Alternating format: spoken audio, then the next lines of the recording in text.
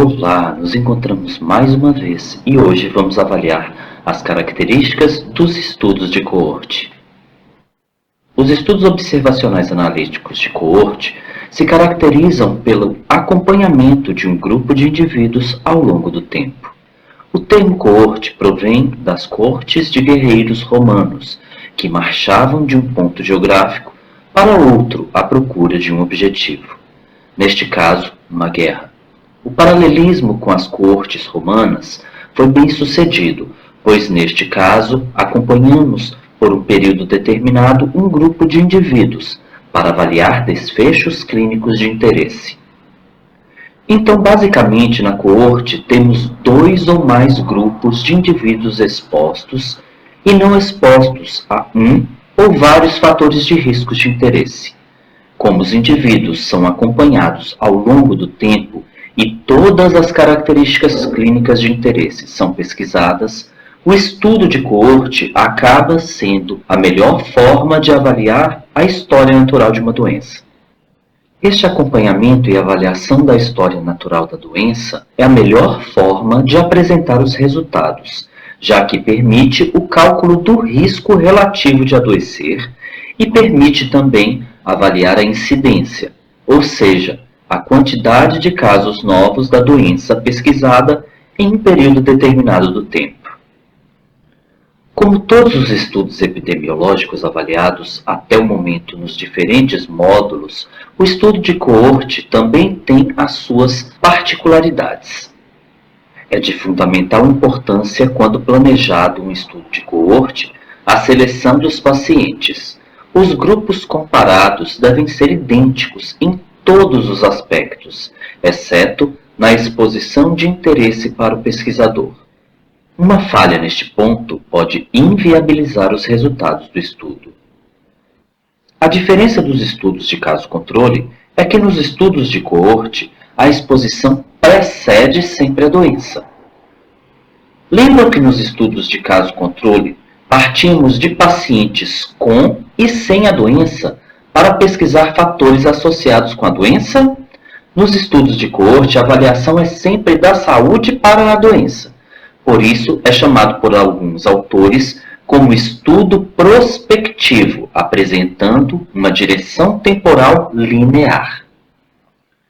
Nos estudos de caso-controle, para identificar possíveis fatores de risco que estavam associados a uma doença, deveríamos avaliar informações do passado através de entrevistas ou registros clínicos, por exemplo. Precisávamos confiar na memória do grupo de indivíduos avaliados. Nos estudos de coorte não temos este problema, pois acompanhamos de perto a evolução clínica do nosso grupo de interesse. Os estudos de coorte permitem avaliar exposições raras, como, por exemplo, os gases de uma fábrica, a radiação ionizante no contexto do trabalho com resíduos nucleares, etc., difíceis de achar na população geral.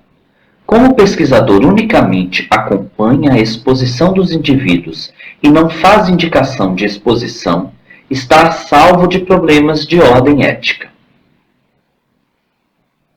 Os estudos de coorte não podem ser utilizados para qualquer situação clínica. Para alguns tipos de doença, se desaconselha este tipo de estudo epidemiológico. Um exemplo, doenças rapidamente fatais são difíceis de ser estudadas, pois teremos uma grande proporção de pacientes que chegarão a óbito antes de serem identificados e avaliados pelo pesquisador. Também acaba sendo difícil, mas não impossível, de realizar o estudo em doenças que demoram muitos anos a aparecer. Por exemplo, a exposição ao fumo do tabaco pode provocar câncer de pulmão e de outras partes do organismo, após vários anos.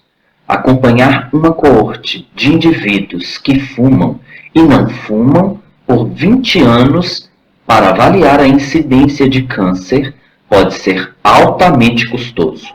Por outro lado, posso ter uma perda significativa desses pacientes ao longo do tempo, o que acaba invalidando o meu estudo. Neste slide, vemos de maneira esquemática como os estudos de coorte têm uma direção temporal linear. A coleta das informações pode ser avaliada de forma prospectiva ou retrospectiva, mas sempre parte de um grupo de pacientes sem a doença de interesse. Vamos tentar explicar um pouco melhor porque este aspecto dos estudos de coorte às vezes pode trazer confusão. Vamos com um exemplo. O pesquisador tem interesse em avaliar a epidemia de nascimentos múltiplos associados ao uso de tecnologias de reprodução assistida. Para este tipo de estudo, o pesquisador pode acompanhar pacientes submetidas a este método de fertilização e um grupo similar de mulheres que engravida naturalmente. Neste caso, seria um estudo de coorte prospectivo. Agora, o pesquisador poderia, para avaliar este mesmo problema clínico, investigar todos os registros médicos e verificar no passado a existência de exposição ou não a este tipo de tratamento, e o desfecho clínico associado. Neste caso clássico, um estudo de coorte retrospectivo. Vejam este slide. Podemos ver, assim como nos estudos de caso-controle, como é possível construir uma tabela de 2x2, quando avaliados dois grupos de pacientes, expostos e não expostos a um determinado fator de risco. Neste caso, estamos avaliando o cigarro como fator de risco para infarto agudo do miocárdio, doença pulmonar obstrutiva crônica e câncer. Podemos identificar facilmente 4 possibilidades. Primeiro, pacientes fumantes que desenvolvem ao longo do tempo os desfechos clínicos de interesse. Segundo, pacientes fumantes que não desenvolvem ao longo do tempo os desfechos clínicos de interesse. Terceiro, pacientes não fumantes que desenvolvem ao longo do tempo os desfechos clínicos de interesse. E quarto, pacientes não fumantes que não desenvolvem ao longo do tempo os desfechos clínicos de interesse. De maneira a dar continuidade com o raciocínio lógico deste tipo de estudo, colocamos de forma aleatória valores para cada uma das 4 possibilidades clínicas vistas anteriormente. De um total de 102.600 pacientes tabagistas, viu-se ao longo do tempo que, primeiro, 102.467 não apresentaram câncer ou outras complicações clínicas de interesse. Segundo, 133 apresentaram diagnóstico de câncer ou outros desfechos clínicos de interesse. De um total de 42.800 pacientes não tabagistas, viu-se ao longo do tempo que, primeiro, 42.797 não apresentaram câncer ou outras complicações clínicas de interesse. Segundo, 3 pacientes apresentaram câncer ou outras complicações clínicas de interesse. Vamos aprofundar um pouco mais nosso exemplo. Agora colocamos os dados obtidos na famosa tabela de 2x2 para posteriormente realizar o cálculo de risco relativo. Passamos então a definir o cálculo dos indicadores de interesse. Quando identificamos casos novos da doença de interesse num determinado período de tempo, estamos avaliando a incidência. Então, para o cálculo da incidência, vamos considerar a quantidade de casos identificados, dividido pelo total de pacientes em risco de desenvolver a doença. Neste caso, podemos dizer que, sendo tabagista, o risco de padecer de câncer de pulmão é 1,3. Quando avaliada a incidência em não tabagista, este valor foi de 0,07. O risco relativo não é mais do que a razão entre os riscos. Entre o risco relativo de padecer de câncer de pulmão, que é 18,6 maior nos tabagistas, quando comparado com os não tabagistas. Recapitulando. Primeiro, o risco relativo é o risco de adoecer em um grupo de indivíduos, grupo exposto a um determinado fator de risco de interesse, em relação ao risco de adoecer em outro grupo de pessoas, grupo idêntico em todos os aspectos clínicos, menos na exposição de interesse do pesquisador. Segundo, quando não existe uma associação entre um determinado fator de risco e uma doença, ou seja, o risco de adoecer não depende da exposição ao fator de risco avaliado, o valor do risco relativo é igual a 1. Terceiro, quando existe uma associação entre o fator de risco pesquisado e a doença em questão, o risco relativo será diferente de 1. Será maior do que 1 quando o fator de risco favorece o padecimento da doença. Como visto no exemplo anterior, os tabagistas possuem um risco 18 vezes maior de ter câncer de pulmão quando comparado com os não tabagistas. Depois, quanto maior o valor do risco relativo, maior será a magnitude da associação entre a variável analisada e a doença. E por último, existe outra situação, e é quando o risco relativo é menor que 1. Quando a associação entre o fator de risco e a doença é negativa, ou seja, a variável se comporta como protetora para aquela doença. Vamos supor então HDL e infarto agudo do miocárdio. Quanto maior o valor do HDL, menor a chance dos pacientes terem um evento cardiovascular agudo. Quando avaliado o risco relativo, sempre deve ser considerado o intervalo de confiança de 95%. Este parâmetro permite estabelecer uma confiança nos resultados do estudo. Quer dizer, existe 95% de confiança de que o verdadeiro valor esteja contido dentro do intervalo. Ou de outra maneira, poderia-se dizer que caso for reproduzida a pesquisa 100 vezes, em 95% dos casos, o verdadeiro valor estaria compreendido dentro do intervalo de confiança. Mas deve-se observar muito bem os valores compreendidos no intervalo de confiança. Caso o intervalo de confiança do risco relativo contenha o número 1, significa que não existe uma associação entre o fator de risco e a doença. Ou seja, o risco de adoecer não depende da exposição ao fator de risco avaliado. Quando o intervalo de confiança de 95% não inclui o valor 1, é equivalente à significação estatística de P a um nível de 5%.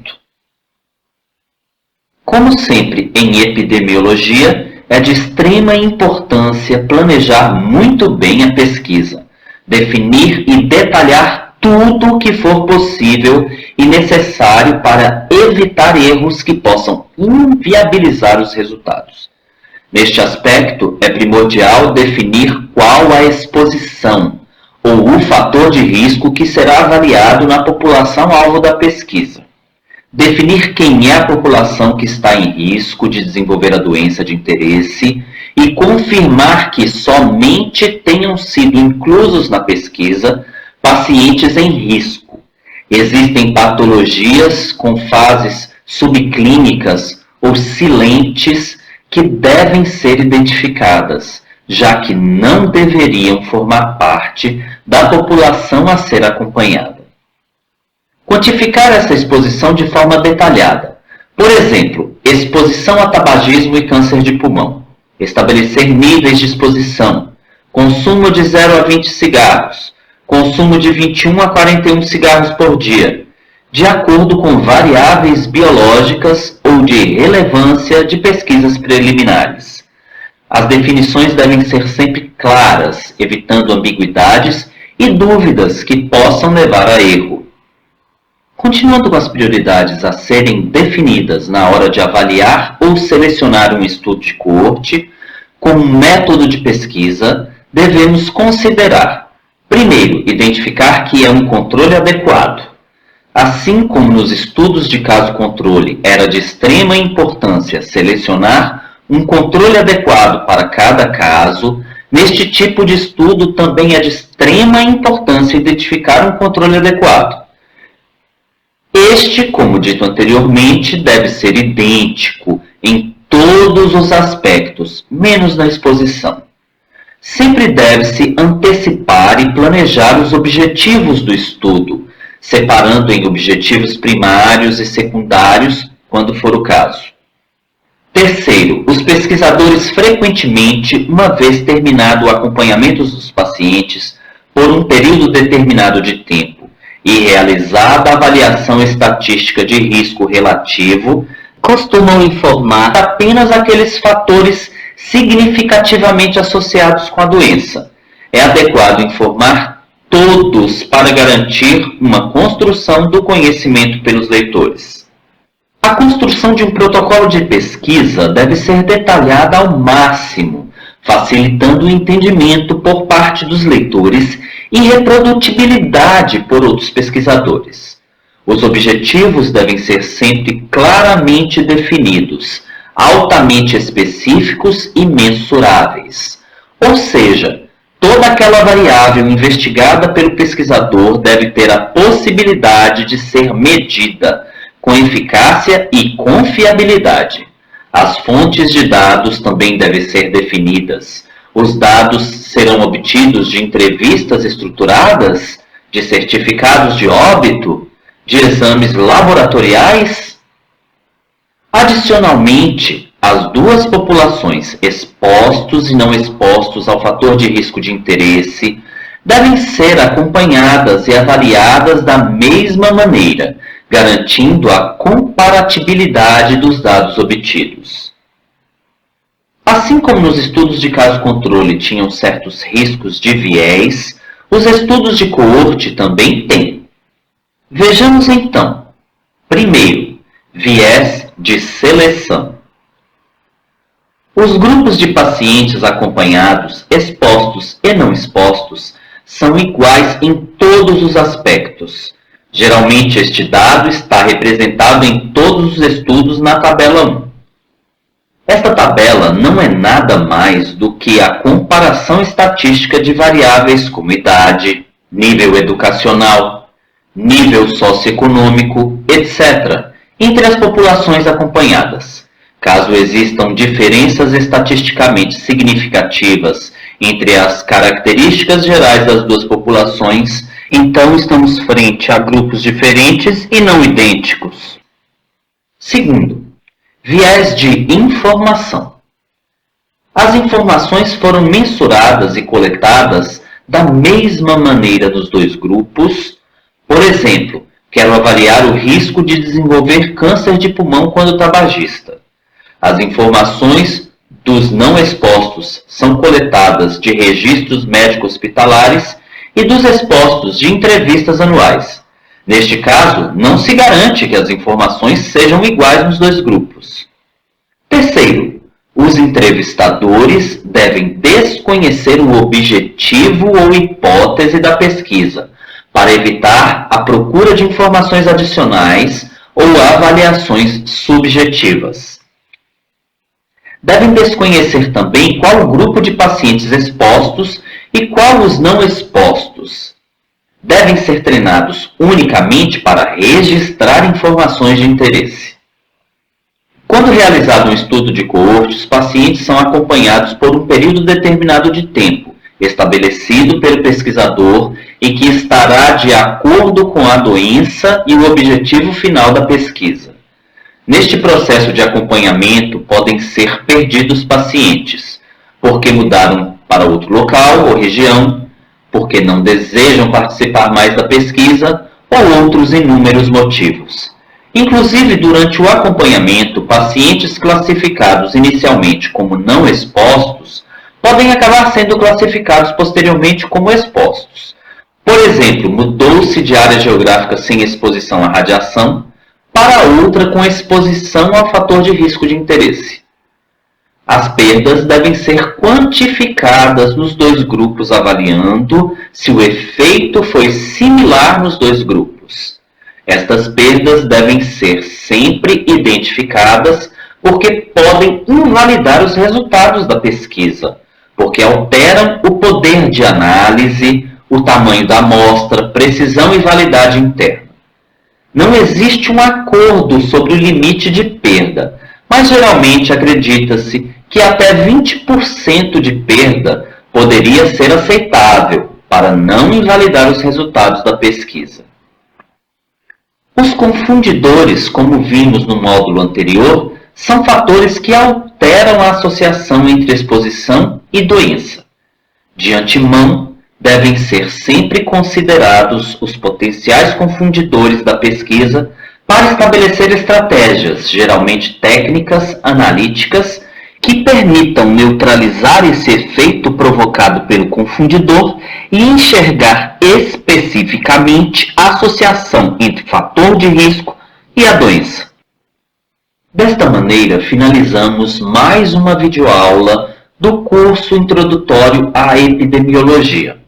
Espero que essa videoaula tenha sido produtiva e que você tenha compreendido melhor e tirado suas dúvidas sobre os estudos de coorte. Utilize nossa biblioteca virtual. Baixe os arquivos em PDF que estão disponíveis, leia-os com atenção, realize também as atividades propostas no módulo e participe dos fóruns de discussão, dividindo suas dúvidas e trocando conhecimentos com os demais cursistas. Bons estudos e até a nossa próxima videoaula.